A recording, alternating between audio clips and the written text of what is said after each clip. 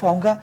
मैं बैरिस्टर साहब आपकी तरफ जो है वो आपसे बात करना चाहूंगा। आपने पूरी ओवरऑल सिचुएशन भी देखी है, जाहिर है अभी एग्रीमेंट का मुसद्दा उस तरह से सामने नहीं है, लेकिन जो रिक्वायरमेंट्स हैं या जो डिमांड्स हैं दोनों साइडों से वो गालबन आ चुकी हैं। इसकी बाइंडिंग नेचर क्या होगी? क्या इसके अंदर अक़वाम मुत्तहिदा जो है वो कोई रोल प्ले करेगा, या अब जो प्राइवेटली कंट्रीज के दरमियान कोई मुआहिदा तय पाता है उसकी क्या एविडेंशियरी वैल्यू होती है? आप किस तरह से देखेंगे ओवरऑल, अगर आप एक स्कोप दे सकें?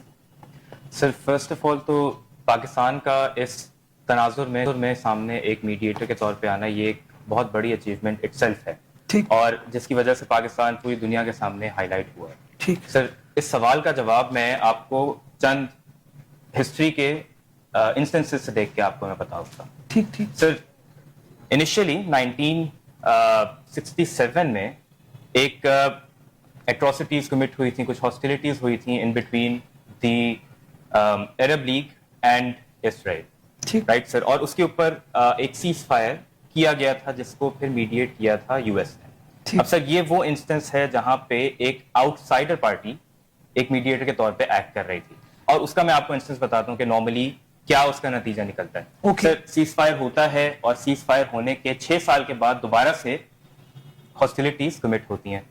अच्छा, अब इसराइल कहता है कि जी जो इनिशियली सीज फायर हुआ था वो इटसेल्फ एक बाइंडिंग एग्रीमेंट था, और इसको तोड़ने, इसकी टर्मिनेशन की रेपरेशंस होनी चाहिए, डैमेजेस पे किए जाने चाहिए। जबकि जो अरब ममालिक थे उनका कहना था कि इससे पहले इसराइल ने चूंकि वायलेशंस ऑफ सीज फायर कर दिए, इस वजह से फिर वो कॉन्ट्रैक्ट इटसेल्फ टर्मिनेट हो चुका था, और हमारी तरफ से अगर कोई हॉस्टिलिटीज हुई हैं तो वो well with in the range of arm conflict है। ओके, राइट सर, इस इंस्टेंस के अंदर जब यूनाइटेड स्टेट्स के सामने ये मीडिएशन का मैटर आता है तो यूनाइटेड स्टेट्स मैक्सिमम ये करती है कि वो कहती है कि आप ऐसा कीजिए कि सीज फायर की तरफ दोबारा से आ जाइए, ट्रूस की तरफ दोबारा से आ जाइए, लेकिन कोई स्टेट रिस्पॉन्सिबिलिटी का तयन नहीं करती। ओके, नॉर्मली जब मीडिएशन एक आउटसाइड पार्टी की तरफ से होती है तो वो किसी स्टेट के ऊपर रिस्पॉन्सिबिलिटी लागू करने से अपने आप को रोकती है। ओके सर, दूसरा इंस्टेंस मैं आपके सामने अगर पेश करूं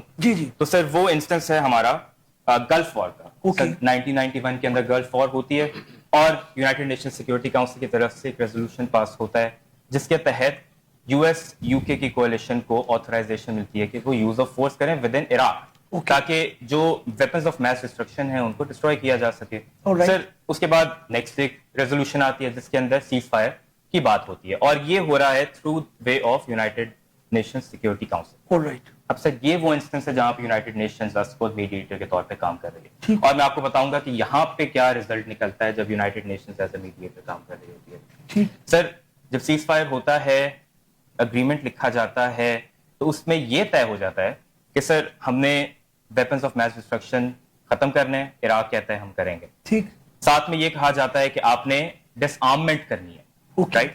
आप कहते हैं कि जो यूनाइटेड नेशंस की बॉडीज आएंगी आपके पास आके इंस्पेक्ट करेंगी कि आया आप डिसआर्ममेंट कर भी रहे हैं कि नहीं कर रहे हैं। बिल्कुल ठीक। लेटर ऑन सर जो यूनाइटेड नेशंस की बॉडी है वो रिपोर्ट करती है कि material breach of the cease fire agreement हो चुका है। बिल्कुल ठीक। अब इस बेसिस के ऊपर यूएस यूके की कोalition इराक के अंदर इन्वेड कर देती है।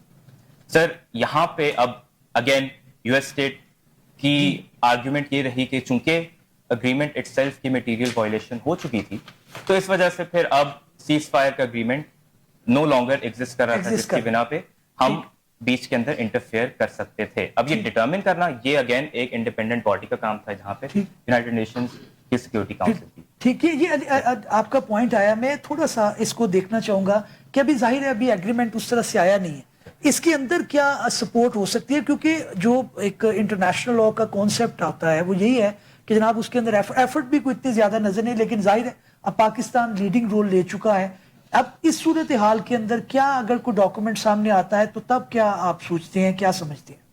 सर, यहाँ पे तो पाकिस्तान एज अ मीडिएटर के तौर पे काम कर रहा है, और जो चैलेंजेस ड्यूरिंग द टॉक्स आएंगे जी, वो अल्टीमेटली जैसा मेरे साथ साहिबान ने फरमाया कि अल्टीमेटली ये मैटर करेगा in between the conflicting parties. Pakistan as a mediator यहाँ पे एक्ट कर सकता है, यहाँ पे पार्टीज को कन्विंस करने की कोशिश कर सकता है, लेकिन जब एक दफा अग्रीमेंट हो जाता है तो ये बाइंडिंग नेचर, जैसा सर ने फरमाया कि इंटरनेशनल लॉ के अंदर जो آپ کے اگریمنٹس ہوتے ہیں ان کو انفورس کرنا مشکل کام ہوتا ہے. مشکل کام